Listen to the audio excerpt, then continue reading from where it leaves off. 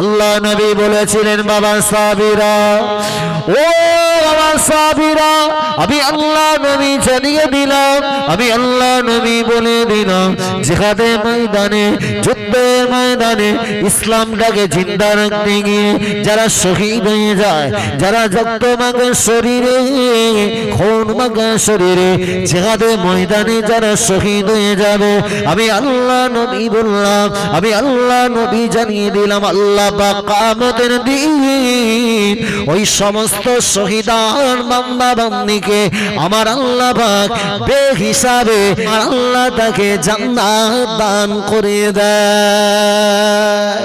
জোরে হয় না হুজুর, বেয়াদবি নেবেন না। এই সমস্ত শহীদান বান্দাদিগের এত মর্যাদা, এদের এত ইজ্জত, কিয়ামতের দিন ময়দানে মাশারে শহীদান বান্দা, শহীদান বান্দীরা জিহাদের ময়দান থেকে যারা শহীদ হওয়া, কিয়ামতের দিন ময়দানে মাশারে এরা রক্ত মাখা শরীর, খুন মাখা শরীরে আল্লাহ পাকের দরবারে যখন দাঁড়িয়ে যাবে, আল্লাহ পাক এই সমস্ত বান্দা বান্দীকে ডেকে বলবে, ও আমার শহীদান বান্দা, আজকে তুমি কিয়ামতের মাঠে কি চাও? আমি আল্লাহ পাক তোমাকে কিয়ামতের দিন ময়দানে মাশারে আমার কাছে যেটা চাইবে আমি আল্লাহ পাক তোমাকে সেটা দেব। ওই সময় শহীদান বান্দারা বলে, আল্লাহ পাক, আল্লাহ পাক, আজকে কিয়ামতের মাঠে কিছু চাই না, আজকে কিয়ামতের ময়দানে মাশারে কিছু চাই না।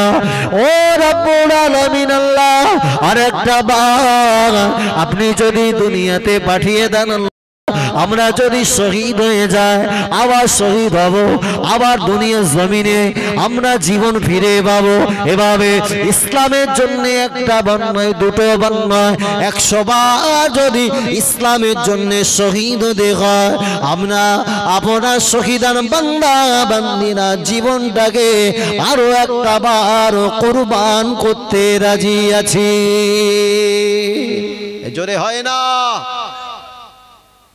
আল্লাহ পাক শহীদান বান্দাদের জবানের কথা শুনে আল্লাহ পাক জানাবেন, আয় আমার শহীদান বান্দারা, যা আর তোদের দুনিয়ায় যাওয়া লাগবে না, শহীদ হওয়া লাগবে না। আমি আল্লাহ ঘোষণা দিলাম, আমার 8খানা নির্মিত সুন্দর যে জান্নাত, আমি সুন্দর করে সুন্দর পরিকাঠামো দিয়ে আমি আল্লাহ যে সুন্দর সৃজন করেছি, 8খানা জান্নাতের 8খানা দরজা সবকটাই খুলে দিলাম। যেটা দিয়ে ইচ্ছা সেটা দিয়েই আমার দয়ার জান্নাতে প্রবেশ করো। জোরে হলো না? আহা ইয়া রাসূলুল্লাহ, এই জিহাদের ময়দানে যদি মারা যায় তাহলে হব শহীদ, ফিরে যদি যায় তাহলে হব গাজী। আপনি এত সুন্দর অফার থেকে আপনি আমাকে তাড়িয়ে দেবেন? আহা, আমার নবী শুনে আল্লাহ রাসূল কোনো কথা বলেন না, বাবা চলে যাও জিহাদের ময়দানে, তাহলে যুদ্ধ করো। আল্লাহ নবী সাহাবা জিহাদের ময়দানে যুদ্ধ করতে লাগে। আল্লাহ নবী সাহাবা হযরতে সালামী রাদিয়াল্লাহু আনহু জিহাদের ময়দানে নিজের হাতে যখন তিনি তরবারিটা ধারণ করলেন, আল্লাহ নবী সাহাবী ওই তরবারির আঘাতে মক্কা বেঈমান কুফারে কুরাইশদেরকে একে একে জাহান্নামে পাঠিয়ে দিতে থাকে। এক পর্যায়ে আল্লাহ নবী সাহাবা বিভিন্ন বেদিনেরা তারা বিভিন্ন জায়গায় ক্ষত বিক্ষত করেছে।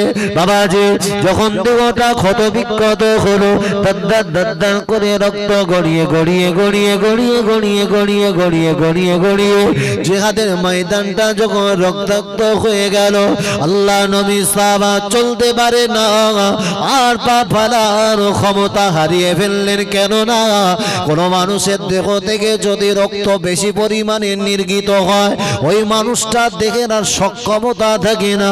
আল্লাহ নবী সাহাবা জমিনে লটকে গেল। এক পর্যায়ে আস্তে আস্তে বুকে হিঁচড়ে হিঁচড়ে আল্লাহ নবীর নিকটে চলে গেল। আল্লাহ নবীকে এসে বললেন, ইয়া রাসূলুল্লাহ, হে ইয়া হাবিবাল্লাহ যুদ্ধে গোটা বেঈমান বেদিনদের তলোয়ারের আঘাতে ক্ষত বিক্ষত করেছে। হুজুর আজকে আমার বাসর ঘর ছিল, আজকে আমার ফুলসজ্জার ঘর ছিল। ইয়া রাসূলুল্লাহ ইয়া হাবিবাল্লাহ বেঈমান বেদিনেরা আমার দেহটাকে খুনে লালে লাল করে দিয়েছে, রক্ত মাখা শরীর আর চলতে পারি না। আল্লাহ নবী সাহাবীকে দেখবা পারে, আল্লাহ নবী চোখে পানি ধরে রাখতে পারে না। আমার নবী এত কান্না কাঁদে, আমার নবী এত নাজারি করে, আল্লাহ নবীর চোখের কান্না আল্লাহ পাক সহ্য করতে পারে না। আল্লাহ নবী সাহাবা এক পর্যায়ে জিহাদে ময়দানে ইন্তেকাল বরণ করে শহীদ হয়ে গেল। আল্লাহ নবী ওই সাহাবীর চেহারার দিকে তাকিয়ে, আল্লাহ নবীর চেহারার দিকে তাকায়, নবীর চোখের কোনা দ্বারা টপ টপ টপ টপ করে পানি গড়িয়ে যায়। আল্লাহ নবী কিছু সাহাবা আমার নবীর চেহারার দিকে তাকিয়ে আল্লাহ নবীকে বললেন, হুজুর শান্ত হয়ে যান, হুজুর আর কাঁদবেন না। আল্লাহ নবী ওই সাহাবীর চেহারার দিকে তাকানোর পরে আল্লাহ পাকের আসমানের দিকে একবার মুখটাকে উত্তোলন করে। আল্লাহ নবী যখন আল্লাহ পাকের আসমানের দিকে তাকালেন, আল্লাহ নবী মুচকে হাসি দিলেন। আল্লাহ নবী সাহাবীরা দেখে হতবাক হয়ে গেল। আল্লাহ নবী এত সময় কাঁদছিলেন, আমার নবী আসমানের দিকে তাকিয়ে আমার নবীর চেহারাতে কেন আনন্দের ছায়া ভেসে ওঠে।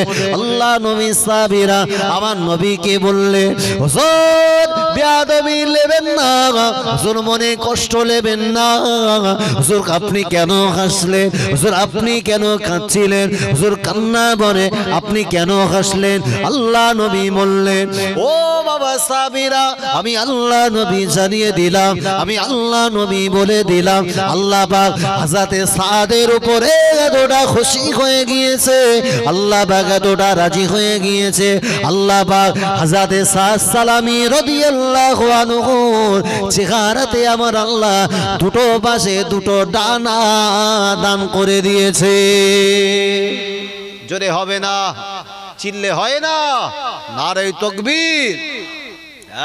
আমি নবী যখন আল্লাহর আসমানের দিকে তাকালাম, আমি নবী লক্ষ্য করে দেখলাম দুটো সাইডে আল্লাহ দুটো নূরের তাজাল্লি বিশিষ্ট দুটো ডানা, ওটা দিয়ে আল্লাহ পাক সাদ সালামীকে আল্লাহ আসমানে সম্পূর্ণ ওই ডানার উপরে ভর করে আল্লাহ সাওয়ারি বানিয়ে দিয়েছেন। একবার জোরে হবে না। আমি নবী লক্ষ্য করে দেখলাম আল্লাহ পাক সাদ সালামীর জন্য খুশি হয়ে আল্লাহ জান্নাতের 8খানা দরজা আল্লাহ খুলে দিয়ে আল্লাহ পাক সাদ সালামীর জন্য আল্লাহ অফার ছেড়ে দিয়েছেন, বান্দা যেটা দিয়ে ইচ্ছা সেটা দিয়ে আমার দয়ার জান্নাতে প্রবেশ কর। একবার জোরে বলেন। আমি নবী লক্ষ্য করে দেখলাম আল্লাহ পাক সাদের জন্য এত খুশি হয়েছেন, আল্লাহর আসমান এতটা রাজি হয়েছে, আল্লাহ পাকের জান্নাতের সমস্ত হুরেরা ওরাও ডানা মিলে মিলে মিলে সাদ সালামীর দিকে এগিয়ে আসছে। আর একটা হুর অপর একটা হুরের সঙ্গে বাগবিতণ্ডা করছে, ঝগড়া শুরু করে দিয়েছে। হ্যাঁ, একটা হুর অপর হুরের সঙ্গে কথা কাটাকাটি শুরু করেছে, একে অপরকে বলছে, এই সাদ সালামীকে তুমি নেবে না, সাদ সালামীকে আমার জীবন সঙ্গী বানাবো। একবার জোরে বলেন।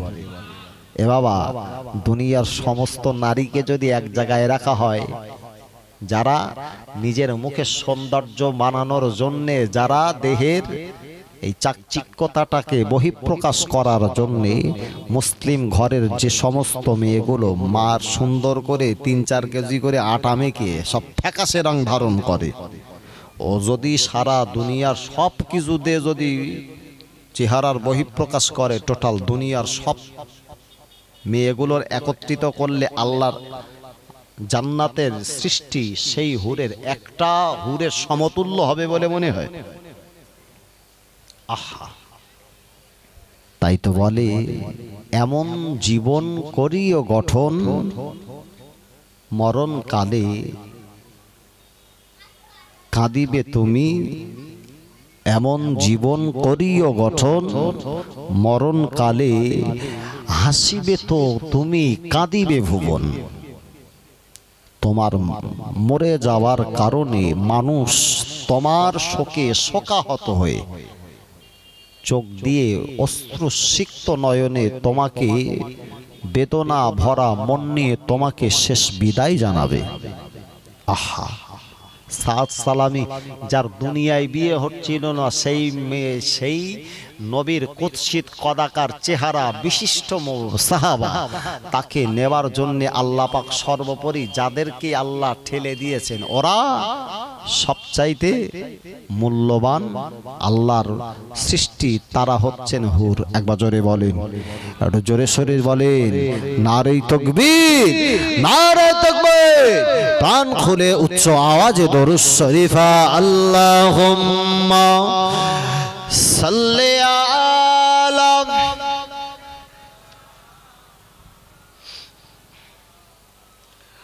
ওয়া আলা আলি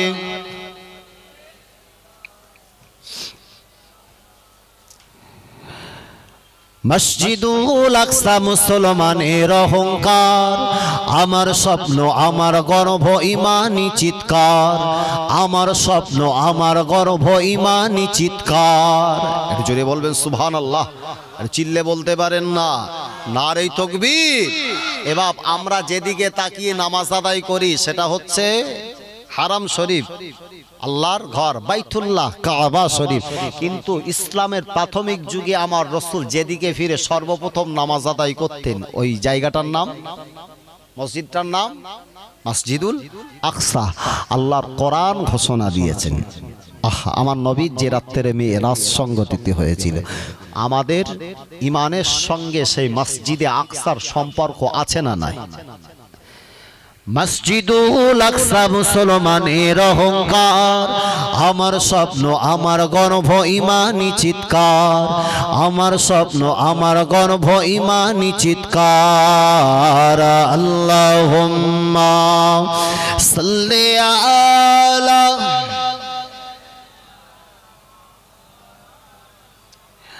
ওয়া আলা আলি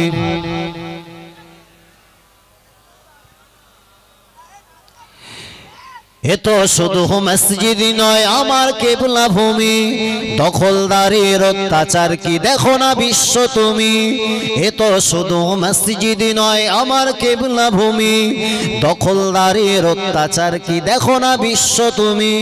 লক্ষ বাড়ি দখলদারের বুটে চাপে কাঁদে, প্রতিটি চোখে রক্ত নদী যায় নিস্তের ফাঁদে। ওহে মুসলিম আজি জেগে ওঠো, দাও ওমরের হুঙ্কার। কেউ কি আছে শুনবে এমন ইমানি চিৎকার, কেউ কি আছে শুনবে এমন ইমানি চিৎকার। মসজিদুল আকসা মুসলমানের অহংকার, আমার স্বপ্ন আমার গর্ব ইমানি চিৎকার, আমার স্বপ্ন আমার গর্ব ইমানি চিৎকার। আল্লাহুম্মা সাল্লি আলা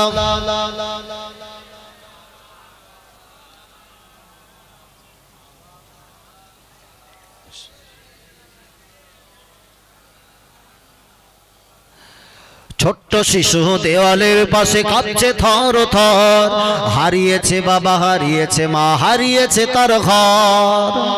ঠিক কিনা বাবা?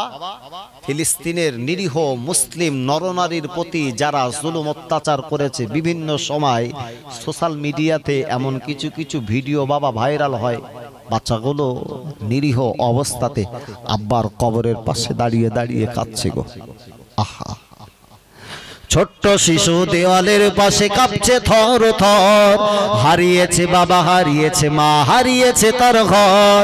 অশ্রু চোখে রক্ত গায়ে ঘর হারা সব শিশু, কোথায় যাবে বলবে কাকে, খাওয়ার নেই তো কিছু, বলবার যে ভাষা নেই, যে আছে শুধু ধিক্কার। কেউ কি আছে শুনবে এমন ইমানি চিৎকার, কেউ কি আছে শুনবে এমন ইমানি চিৎকার। মসজিদুল আকসা মুসলমানের অহংকার, আমার স্বপ্ন আমার গর্ব ইমানি চিৎকার, আমার স্বপ্ন আমার গর্ব ইমানি চিৎকার। আল্লাহুম্মা সাল্লি আলা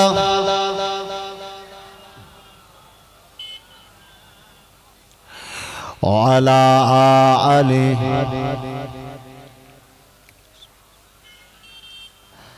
আবার ভাইরা, জওয়ানেরা, যুবকেরা, মুরব্বিয়ানেরা, বলছিলাম তাহলে পৃথিবীর বুকে আমাকে যখন এই ধরাধাম ছেড়ে একদিন অনন্তকাল জায়গা আমাকে কবর নামীয় জিন্দেগিতে যেতে হবে, আল্লাহ রসুল পাক জাবানে ইরশাদ করেছেন, আল্লাহ নবী জানালেন, ওই আলামে বারজাখ যদি তুমি তোমার জন্য ওটাকে সুন্দর বিছানা জ্যোতির্ময় করতে চাও, তাহলে পৃথিবীর বুকে তোমাকে একজন সুষ্ঠু সতেজতার সঙ্গে 5 ওয়াক্ত নামাজ তৎসহ আল্লাহর শরিয়াত মোতাবেক তোমাকে চলতে হবে। এখন আমার ভাইয়েরা, আজকে আমরা যে মাহফিলে বসেছি আমরা সবাই শুভবুদ্ধি সম্পন্ন। আমাকে তো একটাবার ভাবতে হবে, পৃথিবীর বুকে যারা আমরা বেঁচে আছি, এই দুনিয়ার জমিন একদিন বাপ ধ্বংস হবে কি হবে না? এ দুনিয়া একদিন আল্লাহ বিনাশ করে দেবেন, আল্লাহ একদিন ধ্বংসে একেবারে আল্লাহ ধূলিসাৎ করে দেবেন। ইজা জুলজিলাতিল আরদু জিলজালাহা ওয়া আখরাজাতিল আরদু আসকালাহা ওয়া ক্বালাল ইনসানু মা লাহা। আল্লাহ পাক ঘোষণা দিয়েছেন, আল্লাহ পাক জানালেন, ও বাবা বান্দা বান্দীরা, আমি আল্লাহ পাক দুনিয়া জমিনটাকে ধ্বংস করে দেব, এ দুনিয়া জমিন বিনাশ করে দেব। আমি আল্লাহ পাক দুনিয়া জমিনটাকে ধ্বংস করার আগে আমি আল্লাহ পৃথিবী জমিনে একজন দানব বিশিষ্ট মানবকে পাঠিয়ে দেব, একটা হিংস্র মানুষকে পাঠাবো। আল্লাহ নবী বললেন, বাবা সাবিরা, আমি নবী জানিয়ে দিলাম, এ দুনিয়া জমিনটা ধ্বংস করবার আগে আল্লাহ পাক একজন মানুষকে পাঠাবেন। ওই মানুষটা হবে আল্লাহ নবী আদম আলাইহিস সালাম থেকে কিয়ামত পর্যন্ত। এত বড় ফিতনা আল্লাহ পৃথিবীতে আর কোনো জিনিস পাঠায় না, ওর নাম হবে দাজ্জাল। আমি আল্লাহ নবী জানিয়ে দিলাম, ওই দাজ্জাল টোটাল পৃথিবীর জমিনে একটা দিন নয়, দুটো দিন নয়, একাধারে 40টা দিন দুনিয়ার জমিনে অবতরণ করবে। ও বাবা সাবিরা, শুনে রাখো, আমি আল্লাহ নবী জানিয়ে দিলাম, ওই দাজ্জাল পৃথিবীর জমিনে মানুষকে যখন বেদিন করবে, মানুষকে যখন আল্লাহ ভোলা করে দেবে, মানুষকে যখন দুনিয়ার জমিনে জুলুম অত্যাচার করবে, ওকে শায়েস্তা করার জন্য আল্লাহ পাক আসমান থেকে আল্লাহ নবী ঈসা আলাইহিস সালামকে আমার আল্লাহ দুনিয়াতে পাঠিয়ে দেবে। জোরে বলে, আরো জোরে বলে। দাজ্জাল টোটাল 40টা দিন দুনিয়ার জমিন বেষ্টন করার পরে আল্লাহ পাক হযরত ইমাম মাহদী আলাইহিস সালামকে পাঠাবেন। এ বাবা দেখবেন, এই বিগত কয়েকদিন আগে সোশ্যাল মিডিয়াতে একটা ভিডিও ফুটেজ ভাইরাল হয়েছে। পাকিস্তানের বুকে কোনো একজন মানুষকে ওই পাকিস্তানের মানুষেরা তারা ইমাম মাহদী বলেছেন, যে অথচ আল্লাহ নবীর ঘোষণা অনুযায়ী, আল্লাহ রসুলের ঘোষণা মতে ইমাম মাহদী কে হবেন, তার পরিচয় কি হবে, এটাকে মহান আল্লাহ সম্পূর্ণ সংগোপন তথা গোপন রাখবেন। আল্লাহ রসুলের ভাষ্যানুমতে এটাই প্রমাণ রয়েছে যে ওই ইমাম মাহদী আলাইহিস সালাম তাকে আল্লাহ আসমান থেকে পাঠাবেন না, বরং মায়ের উদর থেকে পাঠাবে। মায়ের উদর থেকে ভূমিষ্ঠ হবার পরে তিনিও জানবে না যে আমি হব মূলত ইমাম মাহদী। তিনিও নিজে জানবেন না যে উনি হচ্ছেন ইমাম মাহদী। কিন্তু পরিণত বয়সে, পর্যাপ্ত বয়সে পৌঁছে যাবার পরে আল্লাহ পাক তার যাবতীয় সবকিছুই তার ভিতরে ইমাম মাহদীর খাসিয়াতগুলো আল্লাহ প্রবেশ করিয়ে দেবেন। একবার জোরে বলেন, হযরত ইমাম মাহদী আলাইহিস সালাম ফজরের নামাজ আদায় করাবেন। এদিকে আল্লাহ পাকের আসমান থেকে একেবারে নতুন সাজে সুসজ্জিত হয়ে আল্লাহর নবী হযরত নবী ঈসা আলাইহিস সালাম ওই মসজিদের উপরে তিনি অবতরণ করবেন। আহা, অবতরণ করে উনি যখন পিছনে এসে দাঁড়িয়ে যাবেন, ওনার পায়ের খটখটানি আওয়াজ, খড়মের আওয়াজে হযরত ইমাম মাহাদি বুঝতে পারবেন কে যেন আল্লাহর আসমান থেকে নামছেন। আর উনি যখন নামবেন আল্লাহ পাক আসমান থেকে একটার পর একটা সিঁড়ি ভিত্তিক আল্লাহ ধাপ তৈরি করে দেবেন। একবার জোরে হবে না? তখন আল্লাহর বান্দারা লক্ষ্য করে দেখবেন ওনার দেহ থেকে ফোঁটা ফোঁটা ফোঁটা ফোঁটা পানি গড়িয়ে পড়ছে। একবার জোরে বলেন। আল্লাহ নবী হযরতে নবী ঈসা আলাইহিস সালাম আল্লাহ পাকের জমিনে অবতরণ করবার পরে ফজরে ইমামতিত্বের জায়গায় আল্লাহ পাকের পছন্দনীয় বান্দা হযরতে ইমাম মাহদী আলাইহিস সালাম যখন ইমামতিত্বের জায়গায় দাঁড়াবে, আল্লাহ নবী হযরতে নবী ঈসা আলাইহিস সালাম উনি যখন আস্তে আস্তে পিছনে রওনা হবে, আল্লাহ নবী ঈসা আলাইহিস সালামকে দেখবার সাথে সাথে ইমাম মাহদী দিনের জায়গাটা ছেড়ে দেবেন, বলবেন আপনি আমাদের ইমামতিত্ব করেন। আল্লাহ নবী হযরতে নবী ঈসা জানিয়ে দেবেন, ও আল্লাহ পাকের বান্দা, ও ইমাম মাহদী আলাইহিস সালাম, আপনি আমাকে বলবেন না আমি দুনিয়ার জমিনে নবী হয়ে আসি না গো, আল্লাহ পাকের জামানাতে আমাকে একজন সাধারণ উম্মত করে পাঠিয়েছে।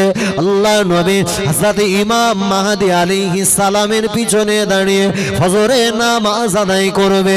বাবাজি, এক পর্যায়ে 40টা দিন অতিবাহিত হয়ে যাওয়ার পরে আল্লাহ নবী হযরতে নবী ঈসা আলাইহিস সালামের তো ছোড়া তীরের আঘাতে দাজ্জালকে আমার আল্লাহ পাক পৃথিবীর জমিন থেকে তাকে দুনিয়ার জমিন থেকে কতল করে দেবেন।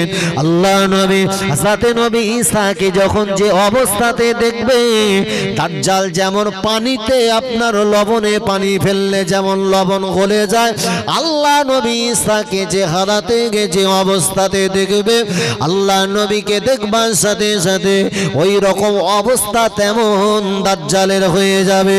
ও জওয়ানেরা, যুবকেরা, আল্লাহ পাকে টোটাল জমিনটা যখন পরিভ্রমণ করবে, টোটাল 40 দিনে আল্লাহ টোটাল জমিনটাকে যখন ঘুরে দাপটে বেড়াবে, শুধুমাত্র আল্লাহ পাক আল্লাহ তাআলা হযরতে নবী আল্লাহ নবী আমাদের নবী বিশ্ব নবীর ইজ্জতের খাতিরে, আমার নবীর সম্মানের খাতিরে, আল্লাহ নবী তাজিমের খাতিরে আমার আল্লাহ পাক মক্কাতুল মুকাররমা জমিন, মদিনাতুল মুআজ্জামা জমিনটাকে দাজ্জালের জন্য প্রবেশ করা আমার আল্লাহ হারাম করে দেবে। জোরে বলে, আরো জোরে বলে। সব জায়গাতে যা ইল্লা মক্কাতুল মুকাররমা মদিনাতুল মুআজ্জামা। একবার জোরে হবে না? যখন সব জায়গাতে ঢুকতে যাবে আল্লাহর নবীর পছন্দনীয় জায়গা, যে জায়গাতে আমার নবী জনম জনমের মতো শুয়ে মদিনায় ঢুকতে যাবে, আল্লাহ টোটাল মদিনার বর্ডারটাকে আল্লাহ ফারিস্তা দিয়ে আল্লাহ পরিবেষ্টন করে, সিকিউরিটি বর্ডার ফোর্সের যেমন ঘাস হাতে একেবারেই একে ভর্তি সেমেনলে দাঁড়িয়ে থাকে, ওই রকম ভাবে দাঁড়িয়ে থাকবে। বলে ঢুকলেই তোর খবর আছে, একদম জমিনে লটকে দেবো। সামনে একটা পা এগোতে পিছিয়ে যাবে। এক পর্যায়ে আল্লাহ পাক নবী ঈসা আলাইহিস সালামের ছোড়া তীরের আঘাতে দাজ্জালকে পৃথিবীর জমিন থেকে বিনাশ করবেন। আল্লাহ নবীকে জিজ্ঞাসা করা হলো, ইয়া রাসূলুল্লাহ, ইয়া হাবিবাল্লাহ, হুজুর তারপরে কি কিয়ামত হবে? আল্লাহ নবী বললেন, না না, পৃথিবীর জমিনে যখন যে অবস্থাতে আমার আল্লাহ পাক দাজ্জালে বরে আরো একটা সম্প্রদায়কে পাঠাবে, নাম হলো পারে আজুজ এবং মাজুজ, যার সম্পর্কে আল্লাহ পাকের কোরআন কারীমের ভিতরে ঘোষণা রয়েছে। ও জওয়ানেরা, আল্লাহ পাক পৃথিবীর জমিনে একজন বাদশাকে পাঠিয়েছিলেন, নাম হলো তার বাদশা জুলকারনাইন। ওই জুলকারনাইনকে আমার আল্লাহ পাক একটা দেশের বাদশা বানান না, আমার আল্লাহ পাক আল্লাহ তাআলা জুলকারনাইনকে আমার আল্লাহ গোটা বিশ্বের বাদশা বানিয়েছিলেন। জোরে বলে, আরো জোরে বলে। টোটাল 4 জন মানুষকে আল্লাহ টোটাল ভূপৃষ্ঠের বাদশাহিত্ব দান করেছিলেন গো। হ্যাঁ, তারা টোটাল বিশ্বের বাদশা ছিলেন। তার ভিতরে 2টো ছিল মুমিন আর 2জন ছিল কাফির। একজন আল্লাহর নবী হযরত নবী সুলাইমান আলাইহিস সালাম, অপরজনার নাম ছিল বাদশা যুলকারনাইন, যার সম্পর্কে মুফাসসিরে কেরাম বলেছেন তিনি নবী ছিলেন কি ব্যাপারে সন্দেহের অবকাশ। তবে অধিকাংশ ওলামার একমত অনুযায়ী তথা ঐক্যমত মতে তিনি ছিলেন আল্লাহর পছন্দনীয় একজন ওলি, পীর, মাশায়েখ বান্দা। একবার জোরে হবে না? আল্লাহ পাক ওই যুলকারনাইনের জীবদ্দশায় তিনি যখন পৃথিবীর জমিনে যখন রাজ করছিলেন, উনি যখন টোটাল দেশের বাদশা নয়, টোটাল ভূপৃষ্ঠে তিনি রাজত্ব করছিলেন, আল্লাহর বান্দা বাদশাহ যুলকারনাইন একদিন নিজের সমস্ত সাথী সঙ্গী সহ সৈন্য সামন্তকে নিয়ে উনি পূর্ব দিগন্তের উদ্দেশ্যে একটা সফরে বার হয়েছেন। আর যেতে যেতে যেতে যেতে যখন দেখলেন একেবারে আমি যেন কোনো একটা দুনিয়ার জমিনের শেষ কিনারাতে পৌঁছে গেছি, এখান থেকে যাওয়ার মতো আর তেমন কোনো রাস্তা নাই, এখন যেতে গেলে তো শুধু পানি আর পানি। এমতো অবস্থায় যে শেষ জায়গার নিকটবর্তী হলেন, বাদশা যুলকারনাইন লক্ষ্য করে দেখলেন ওই জায়গাটা যে সমস্ত মানুষেরা বসবাস করে তাদের ভাষা আল্লাহ পাকের বান্দা। বাদশা যুলকারনাইন ওদের প্রচলিত আঞ্চলিক ভাষা বুঝতে পারে না।